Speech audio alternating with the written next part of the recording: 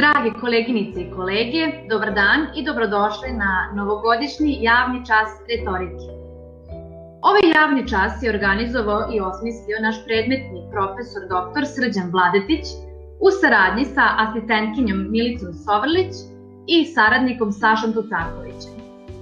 Tehničku podršku, bez koje novogodišnja čestitka ne bi uspela, pružili su nam Zoran Jeftić i Emil Macić. Posebnu zahvalnost dugujemo i profesorki Emiliji Stanković, koja je svojim prisustvom i iskustvom doprinela realizaciji ovog projekta. Upravo profesorku pozivam i da nam se prva obrati. Izvolite. Ideja ovogodišnjeg javnog časa retorike, koji je tradicionalan, zapravo jeste da okupimo sve retoričare na jednom mestu. One koji su na osnovnim studijama i oni koji pohađaju master studije na ovom fakultetu. Ne samo ideja, nego i naum ovog javnog časa retorike jeste da iskrenom rečju i ljubavlju, ako ne možemo da pobedimo, onda makar ublažimo COVID virus i sve nedaće koje je sobom doneo. Ja vam želim srećnu novu godinu uz mnogo ljubavi, zagrljaja, naravno pre svega toga zdravlja vas i vaših najmilijih. Hvala profesorki Emiliji Stanković, a sada bih reč prepustila našem profesoru Srđanu Vladetiću. Izvolite. Kada su prvi put uvođene škole u Srbiji, naši seljaci su pružili žestok otpor. Nisu dali svoje deci da idu u školu. Prigovori su bili: kuće su nam puste, njive su nam neobrađene. Nema ko da radi.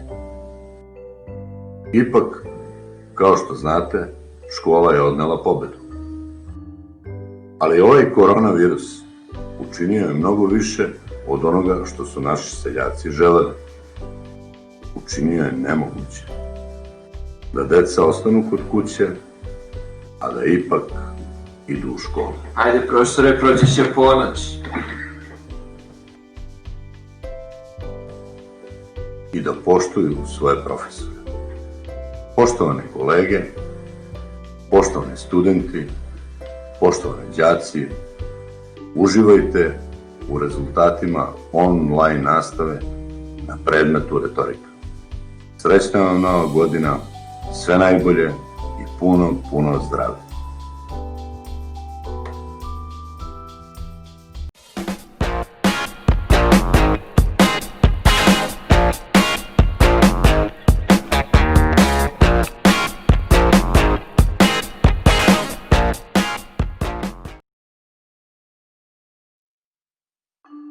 Hvala profesore.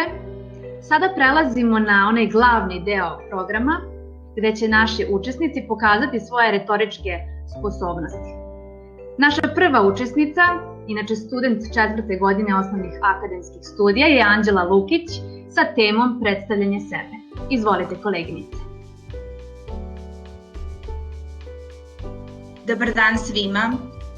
Danas sam ovde da predstavim sebe. Zovem se Zoran i vrlo sam duhovit čovek. Mom društvu se stalno smeju. Šta god da kažem, svi puknu od smeha. Ne razumem zašto se smeju i kad pričam, ali to je verovatno jer sam baš zabavan. Takođe sam i vrlo pametan čovek. Čitam knjige, gledam dokumentarce, slušam dobru muziku i to. Neko vam je rekao da sam glup? Ne, nisam. Vrlo sam pametan.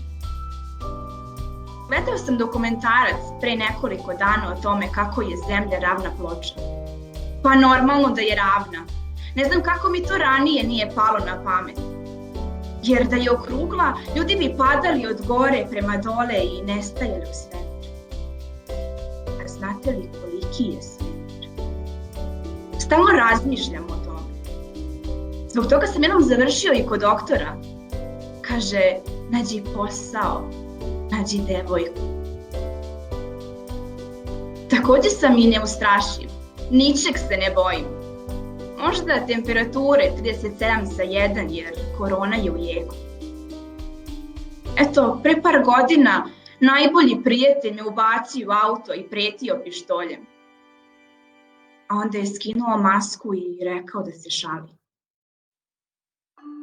Od tog dana mi srce ubrzano lupa, a dlanovi se znoje. Bojim se da izađem na ulicu. Bojim se aviona, bojim se da ću poludeti. Bojim se bolesti, bojim se udara groma. Bojim se da ću početi da vrištim po ulici. Bojim se liftova, ljudi i žena. Ali sam i dalje vrlo hrabar. Takođe sam i dobar.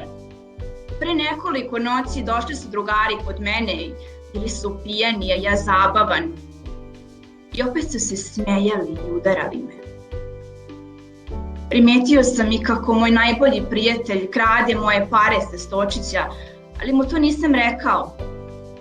Jer sam dobar čovek, a njemu sigurno trebaju više nego meni. Jednom sam imao i devojku. Bila je jako lepa. Zaljubio sam se čim sam je video, a i ona i u mene. Toliko me je volela da se ljubila sa svim mojim drugovima. Ali nisam bio ljut. Nastavili smo da se viđamo sve dok me nije ostavila.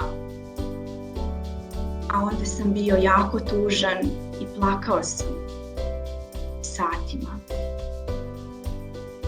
A onda mi je najbolji prijatelj dao neku tečnost sa špricem i rekao da će mi biti bolje. I stvarno, bilo mi je mnogo dobro. A onda sam prodao sve što sam imao samo da bi mi bilo još bolje. Prvo sam prodao nameštaj, kompjuter, kola i stan. Znate, prodao sam stan i uplatio sve pare na jednu utakmicu. Jer puno bih se tresao kad nije bilo te tečnosti, a i kažu sigurne dojave, 100%. Ali nije bilo. Pare su precenjene u današnje vreme.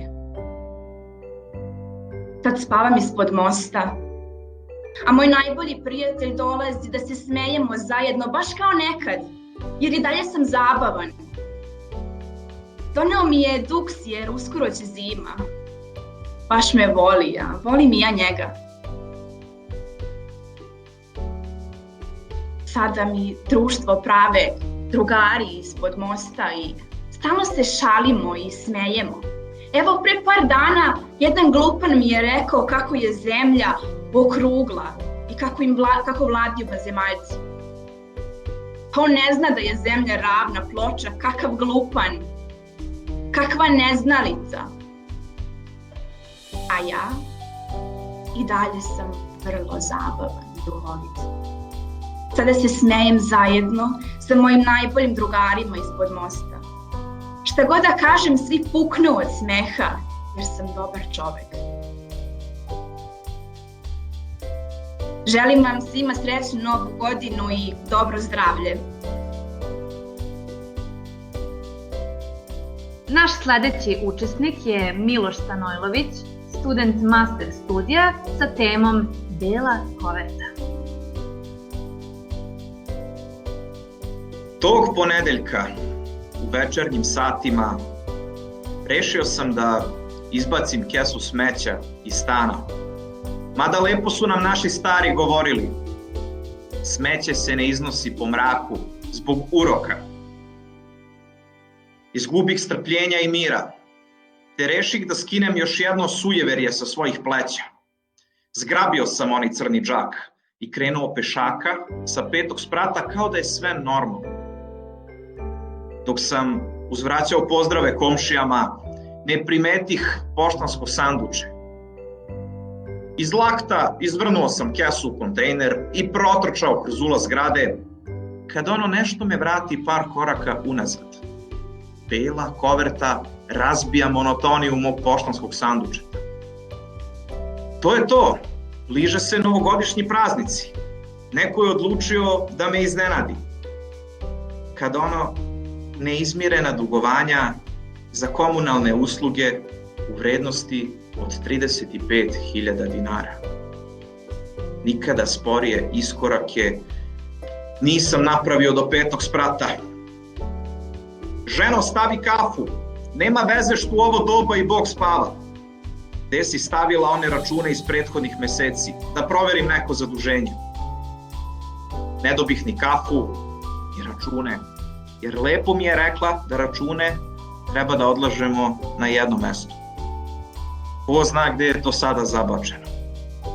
Ti ćeš na mene da vičeš, rekoh joj ja, u sebi, naravno. Utorak, 3 sata posle ponoći. Da su mi obijali stan, manji bi zulum napravili. Ja plaćene račune ne mogu da nađem. To je to. Nemam dokaz o uplati, platit ću 35.000 dinara ponovo. Izgubit ću pola letovanja zbog toga. Izgubit ću i suprugu možda. Zašto jednostavno nisam račune stavljao u kutiju pored televizora, pored babinog portreta? Da, kutija pored bakinog portreta slikara naivca jedino mesto gde moja ruka nije haos napravila ove noći. Prekrstio sam se 3 puta, poljubio ikonu Svetog Tome i rastrgao poklopac one kutije pored babinog portreta. Račun po račun, to je to, sve je ovo jedna velika greška birokratije. Pa mene ste našli u sred pandemije, 2 puta da prevarite. Nisam ni spavao te noći. Pobedit ću ih izjutra reklamacijom. Šta zna ta njihova pravna služba? Posle svega ispošću još veći pobednik zapravo. Sledeći put, kada kreneš na mene državom, dobro razmisli i ne zaboravi ko te je savladao. Spoj tradicionalnih, kulturnih, porodičnih vrednosti, bakin portret slikara naivca. Ovu priliku iskoristio bih da svim profesorima i studentima poželim srećnu novu godinu i još uspešnu i srećniju 2021. godinu. Živeli! Sledeća učesnica je student 4. godine osnovnih akademskih studija Dijana Krinulović sa temom Nama. Kako ste? Znam da nam je bilo teško mesecima unazad, ali sam isto tako sigurna da nam ovo nisu jedini problemi. Iskreno se nadam da će nam biti bolje, gotovo da sam sigurna u to. Da, ova godina mi baš nije išla po planu. Mislila sam da ću svoje slobodno vreme trošiti na prijatelje. Dosta vremena smo proveli zatvoreni u kućama i stanovima, odvojeni od drugih. Često smo bili nezadovoljni, ali takav je život. Ne može sve biti onako kako zamislimo. Prošli smo kroz velike izazove da ostanemo smireni, ali ne znamo koliko još moramo da čekamo da se sve završi. U toku ovog putovanja, koje nije zaobišlo nikog, a još uvek putujemo, moramo ostati hrabri. Pa vredni smo života i življenja. Ove poteškoće koje trenutno imamo će nestati. Moramo pomoći drugima da prebrodimo ovo, ali moramo pomoći i sebi. Promenila sam se. Promenili su se svi, ali do toga bi sigurno došlo i da nije celog ovog ludila haosa i zbrke u svetu. Možda sve ovo ispadne dobro za nas. Možda će sledeće godine, kao iz šale, ova situacija prestati, pa ćemo odmah zaboraviti na sve. Sve one bačene maske, sve one propuštene prilike koje smo mogli imati. Kako ću se sećati ove godine? Da li ću joj se smejati? Da li ću je mrziti? Sigurna sam da se svakom od nas desila bar jedna dobra stvar u ovoj godini. Ona zbog koje nikada ne bismo, da smo mogli promeniti njen ishod. Za ono vreme, dok baš i nismo imali slobodu kretanja, naučila sam da budem više strpljiva. Pronašla sam novu omiljenu knjigu. Shvatila sam da mi ipak treba malo više vremena samo za sebe. Možda neke, većinu, sve, ovo nevreme drži budnim noćima, ali moramo sačekati jutro, kada sve izgleda lakše. Vreme leti, proći će sve. Sve će doći na svoje mesto. Želim da naredna godina ne bude ovako teška, pre svega za naše psihičko zdravlje. Želim da ne moramo više da se krijemo iza zidova, da bismo sačuvali ljude oko nas. Nadam se da ste bili dobro, da ste dobro i da ćete biti dobro. Htela bih da poželim srećnu novu godinu i puno uspeha, sreće i zdravlja. Naša četvrta učesnica je Ksenija Mrđenović, studentkinja 4. godine osnovnih akademskih studija sa temom žurba.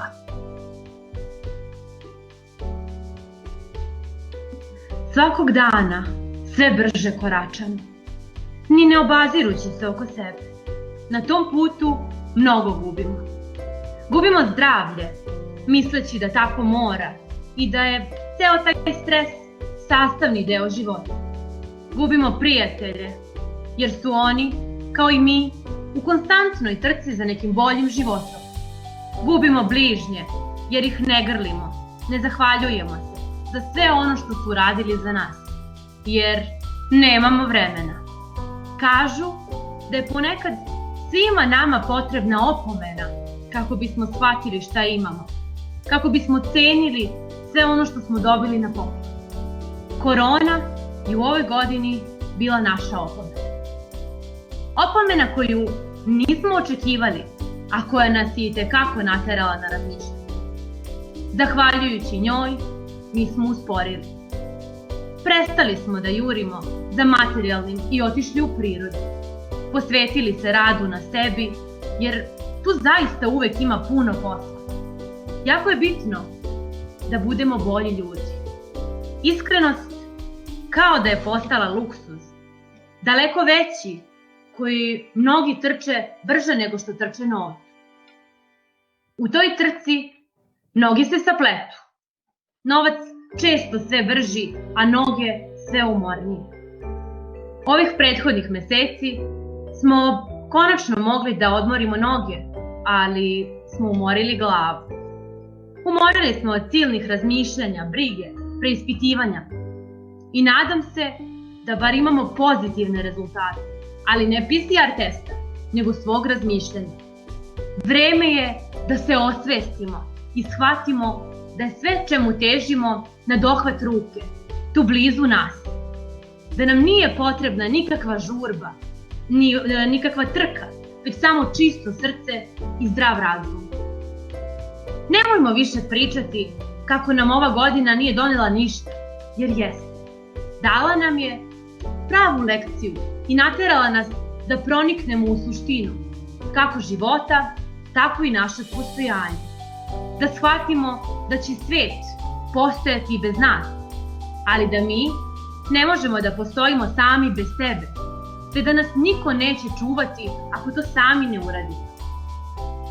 Ranije smo jedni drugima želeli ljubav, sreću, novac, a ja vam u narednoj godini želim samo spokoj i zdravlje, jer vas uz to ništa ne može zaustaviti, a sve ono što trenutno nemate samo će doći.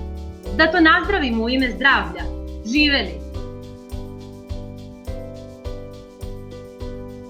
Sledeća na redu je Kristina Radović, studentkinja master studija sa temom Ljubavna parnica.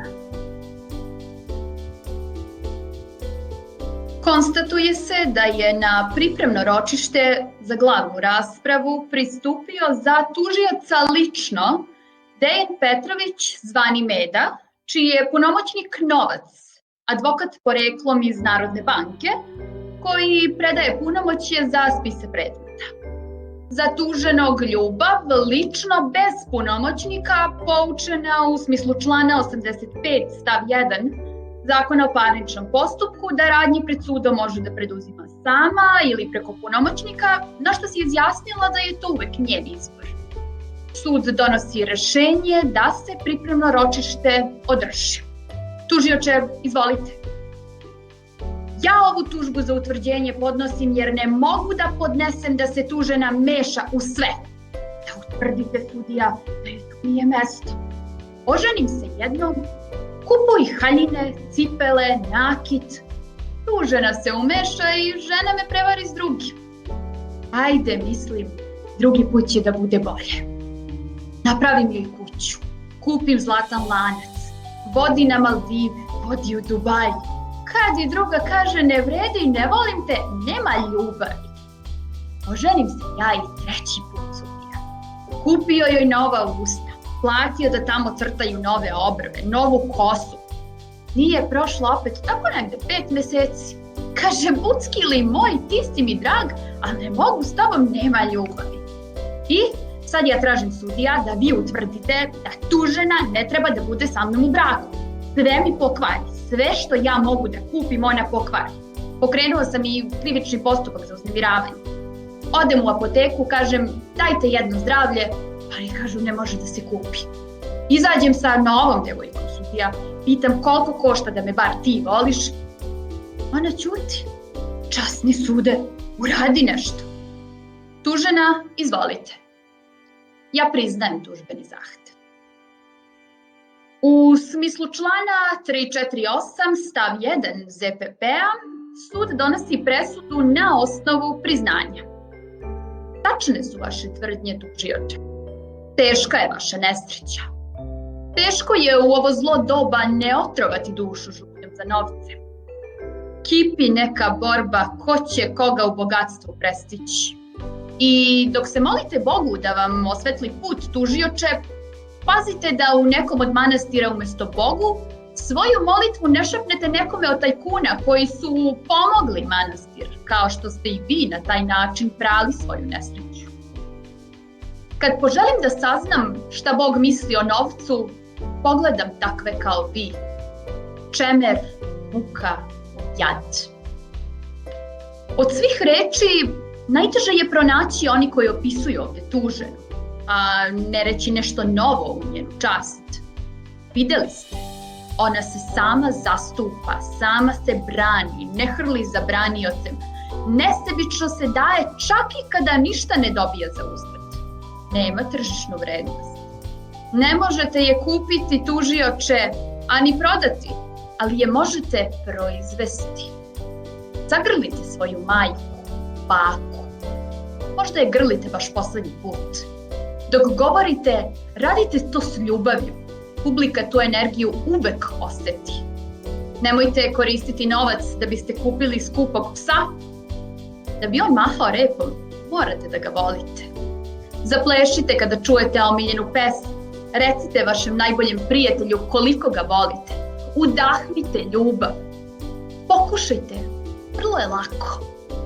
Ne terajte ljubav da kaže ja sam rob 21. veka. Ovim mojim izlaganjem današnje ročište je završeno.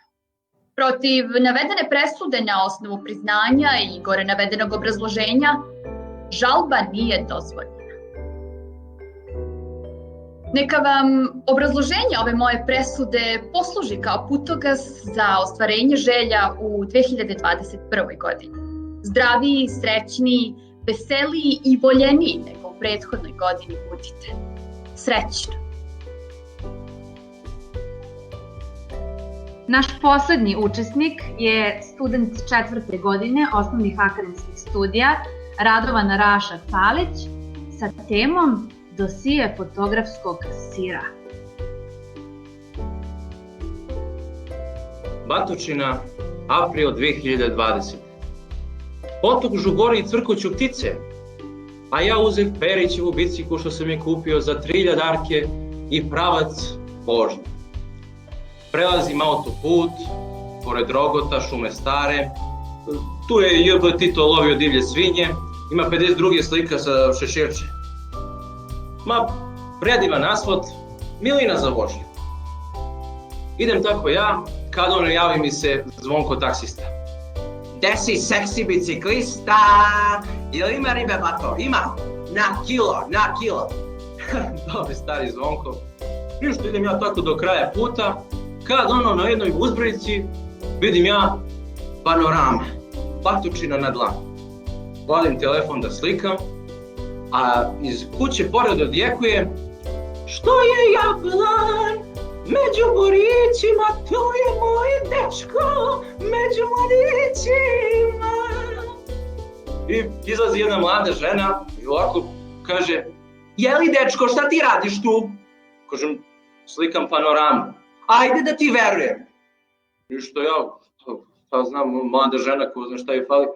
Odem ja još malo do kraja puta, vidim Lazu i Nenu i oni: Rašo Cavić, ja Vraćam se ja kad ono barikada. Izlazi deda, svekar, sa zeleno šeširče, liči na strica Robina Hooda, zajedno šurovaju u Sherwoodu, jer s tim malo čas sliku ovde i prošao s biciklom. Kažem: jesam, tu sliku da izbrišeš, ja ću tebe da zovem miliciju, ti ne smeš da slikaš na ovu situaciju. Ali nisam slikao vašu kuću. Ma ima da te skembaju, tamo imam čoveka u miliciju, beli dan nema da vidiš. Dobro, šta ću? Izbrišem ja, tako. Ništa, ja krenem malo dalje, kad ono prođe patrola, a mene nešto stresuje. Da kažem, usunci. A ono opet zvonko: seksi biciklista, me beži be čoveče, bit ću ja seksi, ali iza rešetaka kod Maša Lekića. Dolazim kući, kopam po zakonima, krivično, upravno, gledam ono šta sam pogrešio. Slikao sam panoramu, njima se malo vidi prazna kuća. Sve sam kolege pitao, cijelo pravosuđe sam digao na noge. Ništa, pada noć, dolaze moji, ja pričam. Nisam kriv, gde piše da je to krivično delo. Kada ono ćele: jel, je to prezadnja kuća tamo? Kažem: jeste. I ja, pa to nole, jutro smo uzeli sir od njih. Sad ću da ga zovem. Zove on: alo, ti sliko neku kuću danas? Jeste, jedan ismajnik, propalica, probismet, ma svemu. Pip, pip, pip. Sve nas redove mi je pomenuo. Slikali ga žena i otac, pa poslali miliciji.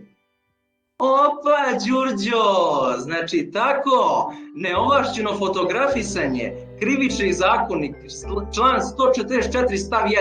Sad ću ja vas da tužim. I priča tu na...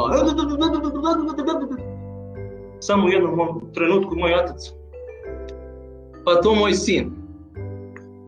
Vidi bre. I tu krenu smeh na obe strane. Pa bre, ma bre, moj sin, on slika bre, išao svuda redom po planinama, Beljanica, Crni vrh, on uzme pa tako, znaš, slika panoramu, znaš, ono vidi se panorama. Ma znam, mlađe bre, nego meni prošle godine krali, znaš, ovo, pa ja sad svako mi sumnju, znaš, ovo, nisam znao da tvoj sin. I moja majka: ma moje dete, ma znaš, sve u redu, ma ništa bre, ba sve u redu, ajde, ćao. Prošlo malo, odem ja na pijacu, kad vidimo tamo njih, da slikam taj sir. Slikaj, brale! Eto tako, dragi moji, ja sam stekao nove prijatelje, ljudi su stvarno fantastični, a sir i dan danas jedan. A vama želim puno sreće, zdravlja, uspeha, teškog rada i pazite šta slikate.